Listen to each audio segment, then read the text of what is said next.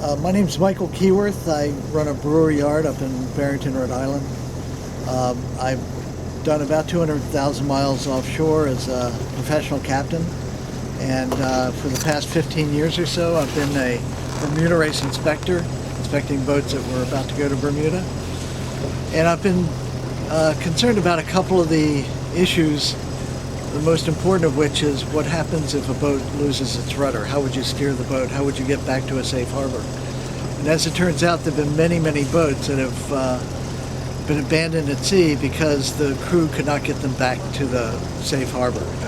So I wanted to try in the best way I could to attempt to steer a boat without a rudder. We're on my Swan 44, a boat named Chaucer, which was previously owned by Frank Snyder, who was a great believer in safety, helped to innovate the Gale Rider system, which is a sea anchor system which can be used in very heavy weather. So it's partly due to Frank that I'm doing this. Keyworth's goal was to find a reliable way to steer a rudderless boat on all points of sail, as well as under power and while being towed. To make the tests realistic, he had the rudder removed from the boat. Initial tests were done using progressively bigger and bigger Gale Rider drogues, custom made for the project by Hathaway, Reeser, and Raymond. After tests in heavy air and light, Keyworth and his team of testers found that a drogue with a 30-inch diameter gave the best control without impacting the boat's speed too much. The cool thing about using a drogue is that's really all the extra gear that we took, and it wasn't extra gear. We have a 36-inch Gale Rider, which, by the way, slows this boat down about a half knot more than the 30-inch drogue.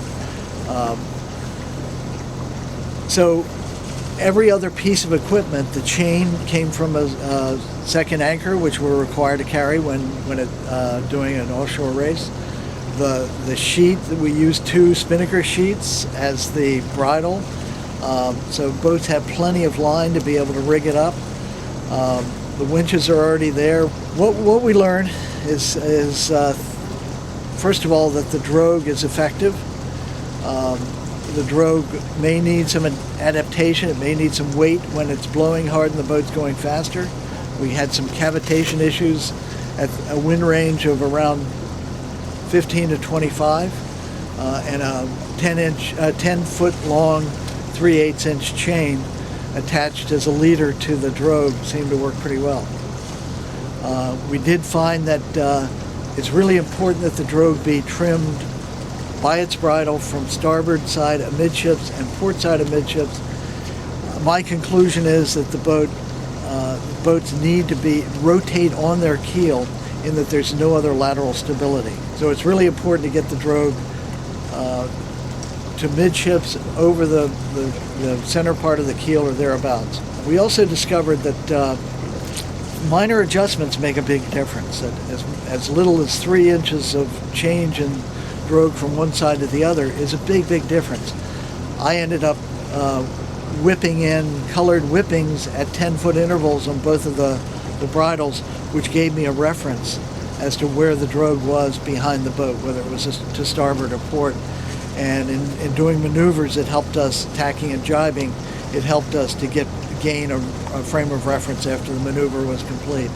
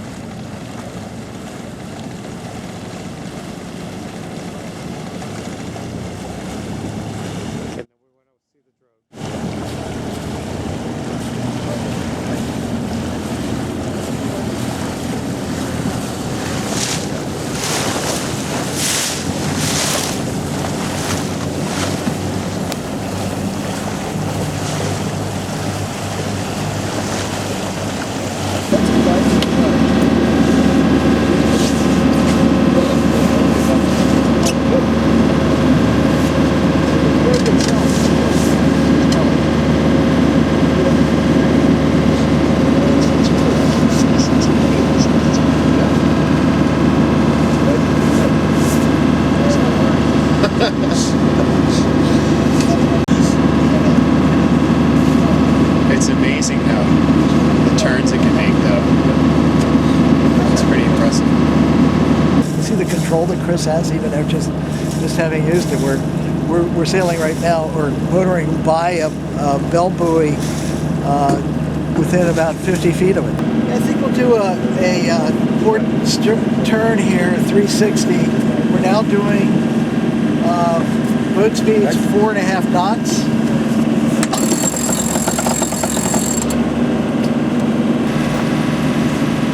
Pretty radical turn. You can see our radius here. Those are our wake, showing us about 4.5, 5 boat lengths. Steering with a drogue instead of a rudder requires getting the boat to balance with the sails. Remember that in general, the mainsail, which is behind the center of lateral resistance, makes the boat head up, and the jib, which is in front of the center of lateral resistance, makes the boat fall off. Through on-the-water testing, Keyworth found that his boat will not sail upwind without the mainsail up, and will not sail downwind until the mainsail is lowered. On your boat, you'll have to experiment as you go. In some conditions, you might find that a full main and a number 2 or number 3 Genoa will balance the boat best, while in other conditions, putting a reef in the main will keep the boat from rounding up. Sea states and wind speeds will change how a boat balances.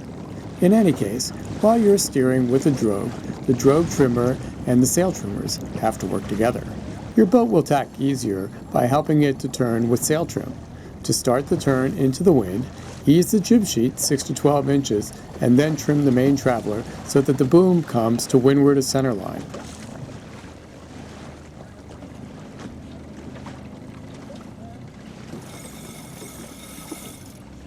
To help get the bow of the boat through the eye of the wind, backwind the jib. That will help the bow turn down onto the new tack.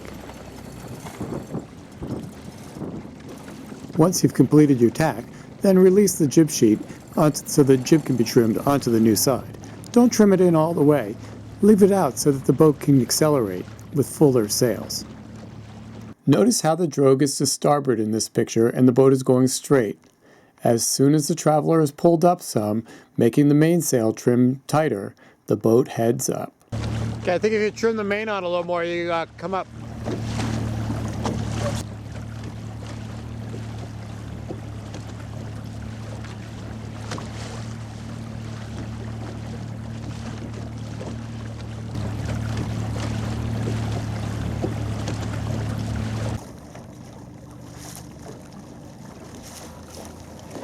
Keyworth found in his tests that when the wind is aft of 90 degrees apparent, it is necessary to take the mainsail down and sail under jib alone. It will be necessary to have an attentive jib trimmer in addition to a helmsperson on the drogue controls. The size of the jib will have to be factored in based on the wind and sea conditions. He also found that the deeper the angle, the harder it was to have fine control of direction. Jibing is pretty straightforward by easing the jib and rotating the drogue. It's sort of hard to believe that the boat doesn't have any rudder at all. It's amazing how quick it actually turns. Yeah.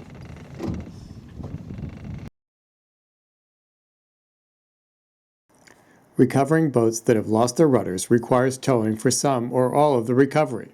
Keyworth found that when his boat was towed without a rudder, that it swung from port to starboard and at times violently. At speeds as slow as 4 knots, the boat snapped back and forth so quickly that it was difficult to stand on the foredeck. Once the 30-inch drogue was deployed, towing at 7 knots was comfortable and straight, requiring very little input from the helmsman. This is an important finding as it suggests that a drogue should be carried at all times so that assistance can be rendered safely, even inshore. Keyworth learned that sailing the boat while steering with a drogue is tiring since the crew is constantly trimming the sails and the helmsman is constantly adjusting the drogue. He suggests if you are a long way from a safe harbor, crew management calls for sailing when the boat is easy to keep on course and then resting by motoring or using the drogue as a sea anchor to stop. His test shows that the boat handles extremely well under power with very little effort. Having enough fuel should not be a critical issue, since most offshore races require boats to carry a good amount.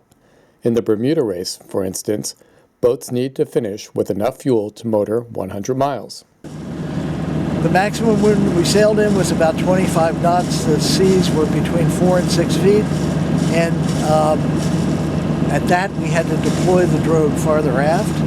We had a little bit less control of the actual course of the boat, but we sailed an approximate course of 15 to 20 degrees within the rum line to where we wanted to be. And that's certainly manageable when you're offshore. You might have a helmsman who doesn't steer so well if you have a rudder. So it is, again, it's a tool. It's a tool you're going to have to learn to use on your specific boat. This boat's a heavy boat, 27,000 pounds. I think the principle applies, but not the practice. The practice might have to change. You might have to have a larger Drogue as opposed to a smaller Drogue. You may want to have more chain or less chain. It may have to be farther out or closer in. But those things you'll learn over time. So the conclusion overall is that, first of all, I think one should never go to sea without some provision for a sea anchor. And I think that provision, if adapted properly, a sea anchor can act as a suitable means of controlling a boat without a rudder and getting to a port safely with all crew on board.